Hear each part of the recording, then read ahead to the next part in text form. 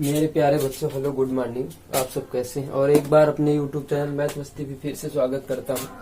कक्षा 10 की क्लास में वृत्तों से संबंधित क्षेत्रफल एक्सरसाइज 12C पढ़ेंगे आज हम लोग। तो पिछली क्लास में जैसा कि तुम लोगों ने 12B देखा था, आज पढ़ेंगे 12C पढ़ेंगे। ठीक है, तो पहला नंबर क्वेश्चन देखो लिखा है इसमें यह आकृत छायांकित भाग का क्षेत्रफल ज्ञात करना। आपको छायांकित जो भाग है उसमें दिया है PQ बराबर 24 सेंटीमीटर और PR बराबर 7 सेंटीमीटर और O वृत्त का केंद्र है। ठीक है, छायांकित भाग का क्षेत्रफल निकालना। भाई एक चीज समझियो यार तुम लोग, ठीक है, अच्छे से समझना, सभी को समझ में आ जाएगा। ओके, छायांकित भाग का निकालो कि भैया अब देखो यार, एक काम करो, इसको हटा दे यार थोड़ी देर के लिए। अगर इसको हटा दे तो ये क्या बन गया? अर्धवृत्त बन गया। क्या बन गया? अर्धवृत्त। अगर अर्धवृत्त में हम ये देखो, आपका समकोण त्रिभुज बनना है। क्या बनना? समकोण त्रिभुज। समकोण त्रिभुज का क्षेत्रफल घटा दे अर्धवृत्त में, तो भाई छायांकित भाग का क्षेत्रफल आ जाएगा कि नहीं आ जाएगा? आ जाएगा। तो भाई निकाल लेते हम लोग। पहले देखो PQ का मान कितना दिया? 24, यानी ये वाली रेखा कितनी? ये क्या हो? ये हो गई लंब, ये हो गया आधार, ये हो गया कर्ण। पाइथागोरस प्रमेय लगाते। देखो क्या लिखेंगे? समकोण त्रिभुज, समकोण त्रिभुज, समकोण त्रिभुज PQR में लिख लीजिएगा, PQR में। अब देखो PQR में पाइथागोरस प्रमेय लगाएंगे, क्योंकि दो भुजाएं पता है, तीसरी भुजा का मान कहाँ से निकालते हैं भाई? पाइथागोरस प्रमेय से निकालते हैं ना। पाइथागोरस प्रमेय क्या कहती है? कर्ण स्क्वायर बराबर लंब स्क्वायर प्लस आधार स्क्वायर। लिखेंगे पाइथागोरस प्रमेय से, पाइथागोरस प्रमेय से। तो पाइथागोरस प्रमेय क्या होती है? कर्ण स्क्वायर बराबर लंब स्क्वायर प्लस आधार स्क्वायर। कर्ण आपका कितना बन जाएगा? QR बन जाएगा। तो QR का स्क्वायर लिखेंगे बराबर PQ का स्क्वायर यानी लंब का स्क्वायर प्लस PR का स्क्वायर यानी आधार का स्क्वायर। अब भाई देखो इसका मान कितना है भैया? PQ का मान नहीं मालूम, PQ का मान, QR का मान नहीं मालूम, इसको इसे लिख लो। PR का मान मालूम है भैया, तो सॉरी, PQ का मान कितना? PQ का मान 24 है। 24 का मान रखो इसका प्लस, इसका मान कितना भाई? 7 का स्क्वायर। अब देखो भैया इसका मान कितना होता है? 576, इसको जोड़ दो 49, कितना हो जाता है? 625 होगा ना। 9 6 15, 7 4 11 12, हंसी लायक 615। तो क्यों स्क्वायर हटा दो भैया, अंडर रूट लगा दो 625 का, तो कितना मिल जाएगा? 25। यानी ये पूरा मान कितना आ गया? इसका 25 आ गया। कितना आ गया भैया? इसका मान आ गया 25। अब आपसे कहा जाए पूरी रेखा, अब जैसे मान लीजिए आपसे कहा जाए त्रिज्या बताओ, इसी तरीके से समकोण त्रिभुज का क्षेत्रफल पहले निकालो। समकोण त्रिभुज PQR का क्षेत्रफल, R का क्षेत्रफल क्या होगा भाई? 1/2 आधार इंटू ऊंचाई। 1/2 आधार कितना है? PR। ऊंचाई कितनी है? PQ। मान सबके फिट कर दीजिएगा। तो 1/2 गुणा PR का मतलब कितना है भैया? PR का मान 7 दे दो, इसका मान 24 दे दो, ये काट दो 12 12 7 84 सेंटीमीटर स्क्वायर आ गया आपका मान। ठीक है, अब जो ये निकला है अर्धवृत्त वाले क्षेत्रफल में घटा दे तो भैया छायांकित भाग का आ जाइयो। अब देखो भैया क्या लिखोगे? त्रिज्या बराबर, वृत्त की त्रिज्या बराबर कितना आ जाएगा? 25/2। अब लिखोगे अर्धवृत्त का क्षेत्रफल, अर्धवृत्त का क्षेत्रफल क्या होता है? 1/2 इंटू पाई R स्क्वायर, ये तो होता है भैया, मान रख दो यार। तो 1/2 पाई का मान रखो 22/7 गुणा 25/2 गुणा 25/2 भैया, ये तो रखोगे कि नहीं रखोगे? रखते हो कि इसको हल कर ले यार। हल करने के बाद आता कितना है ये देखेंगे हम लोग।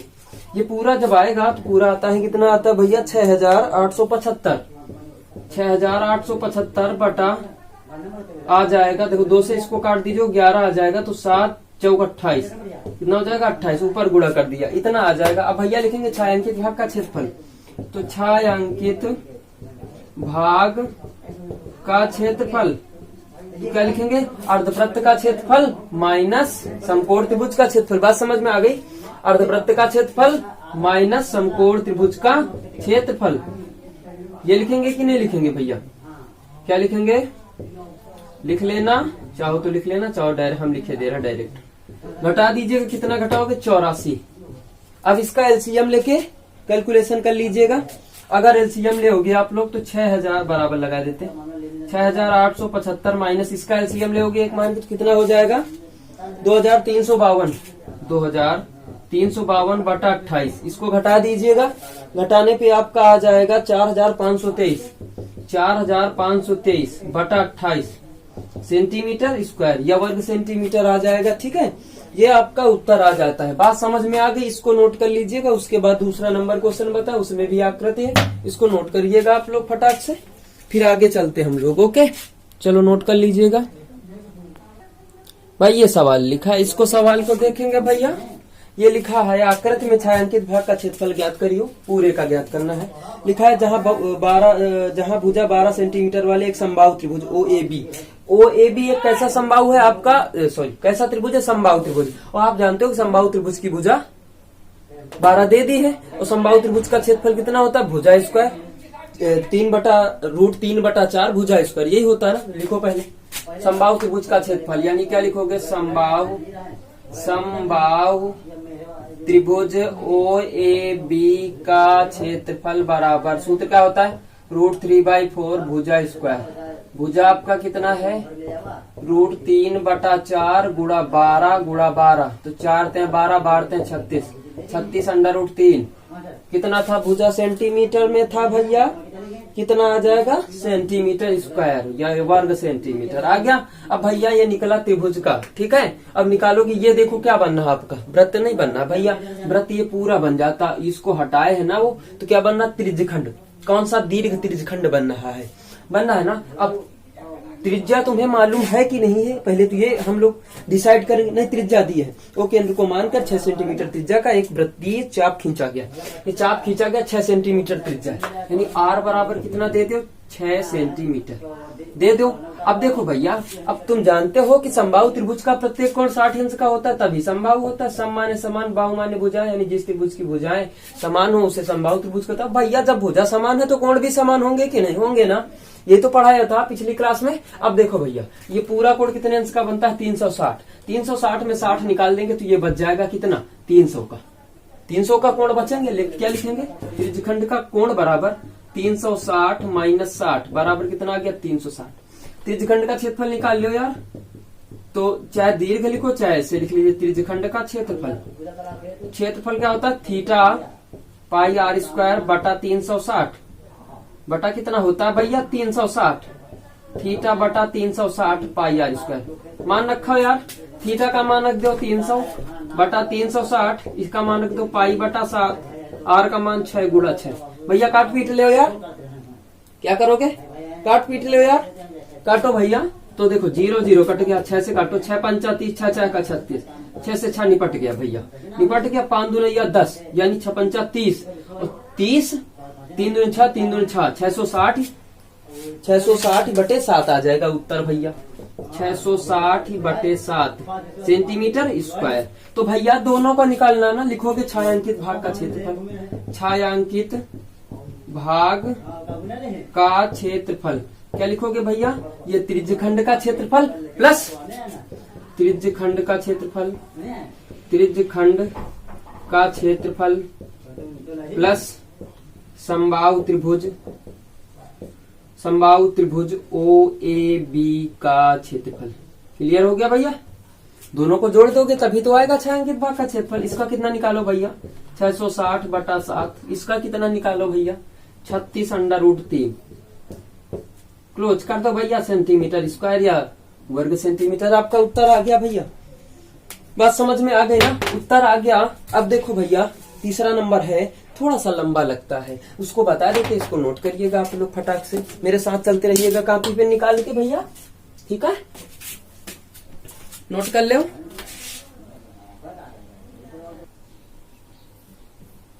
मेरे प्यारे बच्चों, तीसरा नंबर सवाल देखेंगे अब, ठीक है।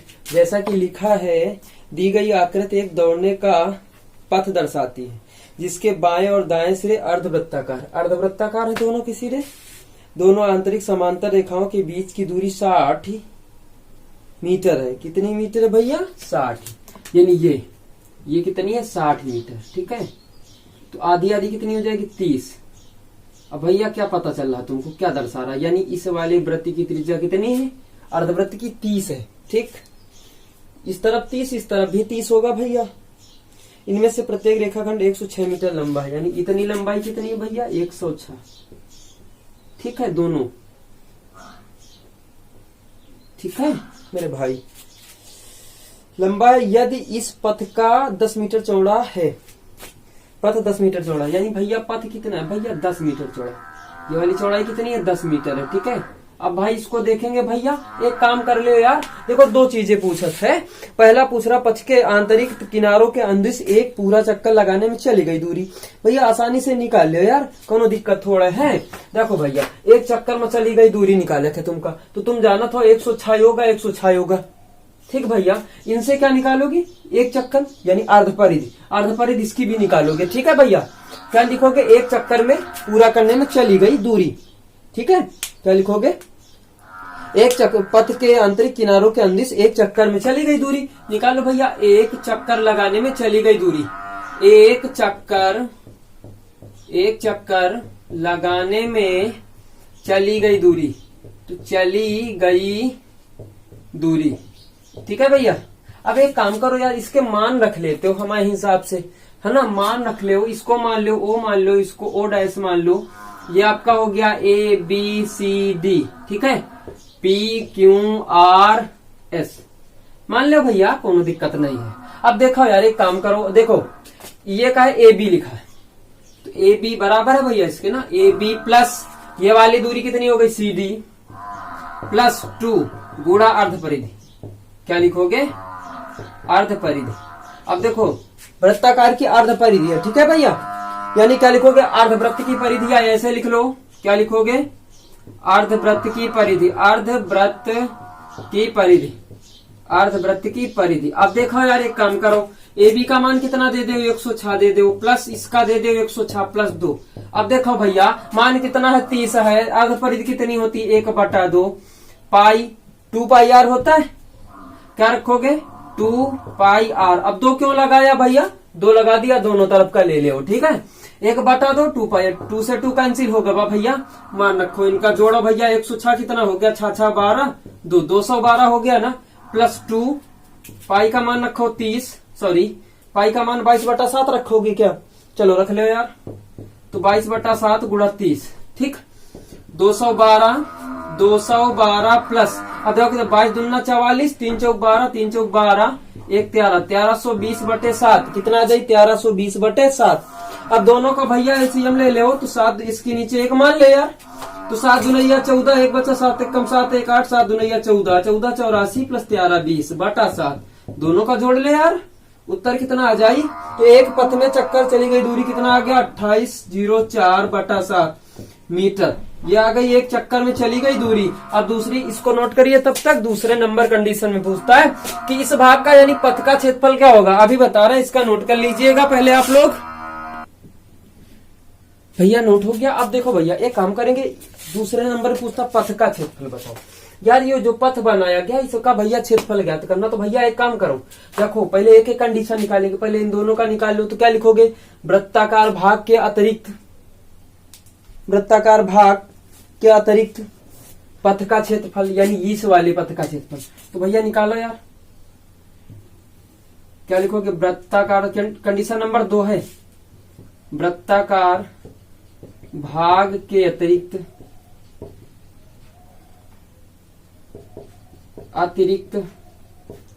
पथ का क्षेत्रफल, पथ का क्षेत्रफल। अब देखो भैया, एक काम कर ले यार, देखो भैया वृत्ताकार, ये देखो कौन सा पथ, वृत्ताकार भाग के अतिरिक्त, यानी वृत्ताकार भाग को छोड़ दिया दोनों। ठीक है, ये वाला भाग का क्षेत्रफल। अब देखो भैया ये क्या बन रहा है, ये हो गई चौड़ाई, ये हो गई लंबाई, लंबाई चौड़ाई दोनों अलग अलग है, तो भैया ये आयताकार पथ हो गया कि नहीं हो गया। और आयत का क्षेत्रफल लंबाई गुणा चौड़ाई, तो भैया दोनों का ना निकाल ले, यानी क्या लिखेंगे, 2 लंबाई गुणा चौड़ाई। बात क्लियर हो गई भैया, मान रखो 2, इसके अंदर रखो कितना, लंबाई 10 हो गई, चौड़ाई कितना होगा भैया 106, यार दोनों का गुणा कर लो। ठीक, ये कितना हो गया भैया, 2 गुणा 106 060, 2 से करो तो 2 0 0 2 6 12 2 1 कम 2 मीटर स्क्वायर, मीटर है ना भैया, 1 मिनट देख लो भैया कितना हो जाएगा, हाँ 6 मीटर स्क्वायर लिखो, 6 वर्ग मीटर। ठीक है भैया, ये हो गया। ये किसने भाग क्या है, इतने भाग का। भैया यार एक काम करो, पता क्या करना है तुम लोगों को, देखो ओडी बराबर, या ऐसे समझो ओए बराबर, ओए बराबर है 30 आपका, 30 ये वृत्त की त्रिज्या है। ठीक, और जो ये ओ पी है, ओपी तो 30 प्लस 10 बराबर 40 होगी। समझोगे? ये पथ की चौड़ाई भैया, मैं लिख नहीं रहा हूँ, ये पथ की चौड़ाई है। अब देखो आपसे कहा जाए कि बड़े वाले वृत्त की त्रिज्या कितनी होगी 40, छोटे वाले वृत्त की 30 है। तो भैया अगर एक काम करो यार, बड़े वाले वृत्त का क्षेत्रफल निकालो 1/2 पाई आर स्क्वायर और छोटे वाले का निकालो 1/2 पाई आर स्क्वायर, अर्धवृत्त है ना। और बड़े वाले में छोटे वाले भाग को निकाल दे तो क्या आ जाएगा भैया? पथ का क्षेत्रफल आ जाएगा भैया, वृत्ताकार पथ का क्षेत्रफल आएगा भैया। समझ रहे हो ना? क्या समझ रहे हो? वृत्ताकार पथ का, यानी क्या लिखोगे? दोनों वृत्ताकार पथ का क्षेत्रफल। क्या लिखोगे भैया? दोनों वृत्ताकार पथ का क्षेत्रफल। तो दोनों वृत्ताकार पथ का क्षेत्रफल, पथ का क्षेत्रफल क्या आ जाएगा? जिसे मान लो कि तुम पाई, अब बड़ी वाली कितनी है? ओपी है। क्या लिखोगे? ओपी का स्क्वायर माइनस पाई ओए का स्क्वायर। ये तो हमने आपको बताया अभी कि बड़े वाले। हाँ भैया एक काम करो यार, तुम करोगे क्या? 1/2 यार आगे लगा लो दोनों से, और एक काम और कर लो यार, पता क्या कर लो? द्विते गुणा कर लो, 1/2 लगा लो आगे। काहे हम बता दे रहे, द्वि से गुणा काहे करो? दोनों तरफ का निकलिए। क्लियर? 1/2 का है, 1/2 दोनों में लागी, क्योंकि अर्धवृत्त है तो भैया 1/2 कॉमन कर ले। क्लियर होगा भैया? 2 से 2 निपटा दो भैया, कोनो दिक्कत? तो भैया एक ये बन रहा है और एक इस तरफ बन रहा, तो पूरा वृत्त बन जाये, यहाँ इसे पूरा वृत्त बन जाये। क्लियर होगा भैया?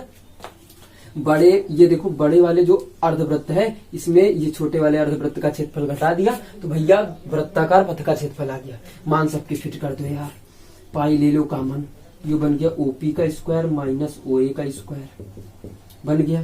सूत्र बना ले यार, पाई का मान 22/7 का बन जाये ओपी प्लस ओए, ओपी माइनस ओए, ठीक, ए स्क्वायर माइनस बी स्क्वायर। मान फिट करो यार, तो 22/7 इसका मान है कितना? ओए का मान 30, नहीं ओपी का मान है 40 प्लस ओए का मान 30, 40 माइनस 10 हुई जी, ठीक, 10 का 30 हुई जी।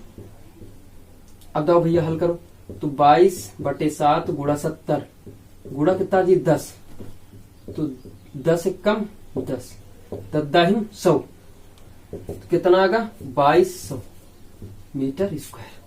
कितना आ गया भैया? 2200 मीटर स्क्वायर। अब तुमसे पूरा पूछ रहा ना, तो लिखोगे क्या? कुल पथ का क्षेत्रफल। क्या लिखोगे? कुल पथ का क्षेत्रफल। तो यहां लिखता हूं मैं, ठीक है। तो कुल पथ का क्षेत्रफल, कुल पथ का क्षेत्रफल। तो भैया वृत्ताकार पथ का क्षेत्रफल हो गया दोनों, और इस वाले भाग का क्षेत्रफल दोनों जोड़ दो। इसका कितना निकाला था? 2120 प्लस 2200, करो जोड़ो, ये आ गया 20, ये आ गया 3 2 4, 4320 मीटर स्क्वायर। कितना आ गया भैया उत्तर? 4320 मीटर स्क्वायर। क्लियर हो गई बात? समझ में आ गई भैया? इसको नोट करो जरा, उसके बाद आगे वाले में चले। नोट कर लो इसको आसानी से, ठीक है। इसके बाद देखो 3 नंबर तक क्वेश्चन हो गए। अब जो चौथा नंबर मिलेगा आपको अगली क्लास में मिलेगा, ठीक है। दैट्स ऑल, बाय बाय, धन्यवाद। नोट कर लीजिएगा इसको आसानी से, बढ़िया। जहां पे कोई दिक्कत हो कमेंट करके बता सकते हो तुम लोग, ठीक है।